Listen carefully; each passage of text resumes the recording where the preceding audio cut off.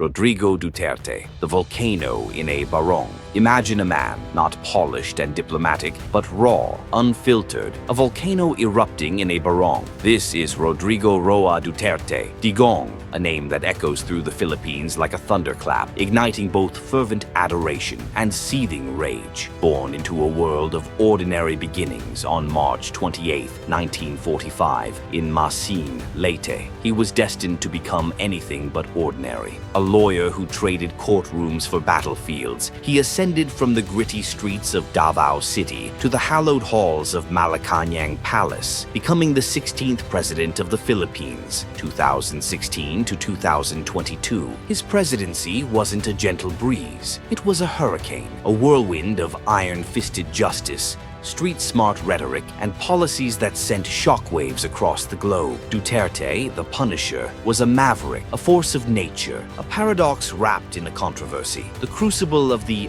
Punisher. In 1988, Duterte inherited Davao City, a lawless frontier, a breeding ground for criminals and chaos. He didn't just govern, he revolutionized. Over 2 decades, across multiple terms, he forged Davao into a fortress of security, a sanctuary in a troubled land. How? By wielding power like a sledgehammer, draconian curfews, relentless police operations, and an alleged nod to vigilante justice. They whispered of criminals vanishing into thin air, finding their final resting place in unmarked graves or cold prison cells. The city's pulse quickened, roads materialized, and the economy surged. But the air hung thick with unanswered questions. What sacrifices were made on the altar of order? His style was a spectacle, a theatrical blend of coarse humor, brazen threats, and zero tolerance. The Punisher persona was born in this crucible, fueled by tales of death squads and ruthless efficiency. Human rights advocates recoiled in horror, yet Davao's citizens hailed him as a savior. He was a magnet for both fervent praise and scathing condemnation, a duality he embraced like a battle scar. President Duterte, a nation in the crosshairs. In 2016, Duterte's voice boomed across the archipelago, promising to eradicate drugs and crime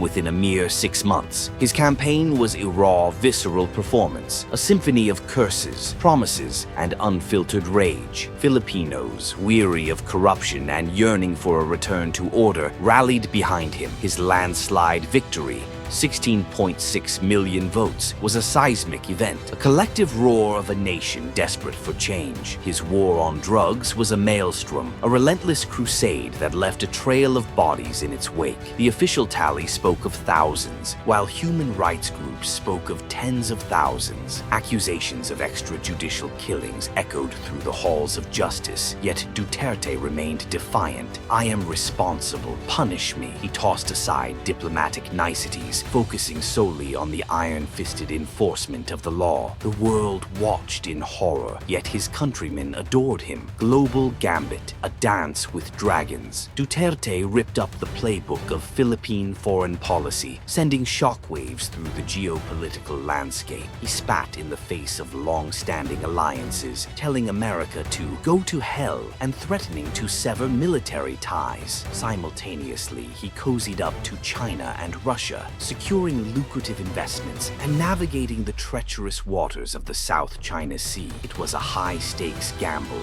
a daring dance with dragons that left allies reeling and adversaries trembling. A tapestry of contradictions. As Duterte stepped down in 2022, his legacy was a complex mosaic of triumphs and controversies. Infrastructure flourished, poverty receded, and his popularity soared. Yet he was branded an authoritarian, a violator of human rights. The International Criminal Court, ICC, launched an investigation into his drug war, a move Duterte dismissed with a shrug. Local watchdogs decried the erosion of civil liberties, the silencing of dissent. Despite the controversies, the Dutertistas remained devoted, their loyalty unwavering. His daughter, Sara Duterte, ascended to the vice presidency, ensuring the continuation of his influence. To some, he was a hero. a liberator, to others, a tyrant, a destroyer. This inherent duality was the very essence of Duterte's power. The lingering echo. Rodrigo Duterte's presidency was a spectacle, a theatrical performance that blurred the lines between law and chaos. He was a man who lived for his country, who fought for his people, but on his own terms, by his own rules. His reign will forever be etched in the annals of Philippine history, a polarizing, dramatic, and unforgettable chapter. He was a force to be reckoned with, an enigma that defied easy categorization. So I ask you, do you crave a leader like this? Do you dare to embrace the fire? ऐसी तरह की कहानियों के लिए like, share और subscribe करें